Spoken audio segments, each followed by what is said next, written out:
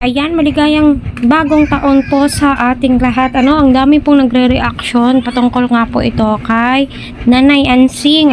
Dahil nga po sa utay-utayin nga daw po niya yung pera ni Kuya Oliver. Unang-una sa lahat, ang masasabi ko is thankful po si Nanay Ansing dahil may isang Daddy Frankie na tumutulong po sa kanila. Syempre, kung natutulungan si Kuya Oliver, natutulungan din po si Nanay Ansing at alam naman din po natin kung gaano po kahirap yung buhay, at ramdam naman po natin na naghihirap din po sila Nanay Ansing. Makikita mo na thankful si Nanay Ansing sa binibigay sa kanya. Although, alam naman po natin lahat, may nai-stress. Di naman po talaga maiiwasan niya na mai-stress po tayo kapag ganun po yung mga sinabi ni Nanay Ansing. Pero, yung nagustuhan ko po doon is yung sinabi niyang magpagaling na po ang kanyang kapatid.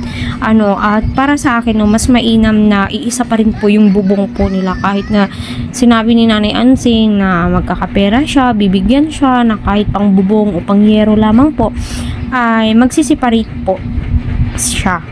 Para sa akin, mas okay na iisang bubong para sa ganun is maalagaan po niya ang kanyang kapatid. Mamonitor niya, kumbaga. Hirap naman kung hindi niya mamonitor si Kuya Oliver kasi itong mga ganito is hindi po siya 100% kasi may mga times na hindi malilipasan siya at hindi makakainom ng gamot, babalik at babalik pa rin po siya sa dating pagiging palaboy po niya, 'di ba?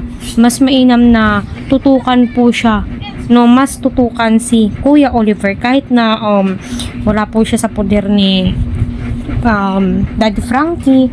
Kapag gumaling na po siya, syempre uuwi na po yan siya sa pamilya niya mismo at yung salitang utay-utayin, para sa akin, naway maisipan ni Nanay Ansing na mag-savings para sa kanila, mag-savings para kay Kuya Oliver.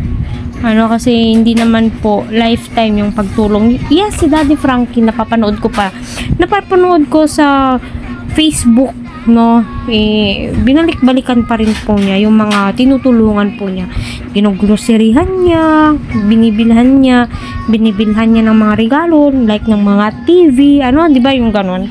At nakakatuwa dahil nga po na-experience ni Nanay Ansing yung hindi po niya na-experience noon.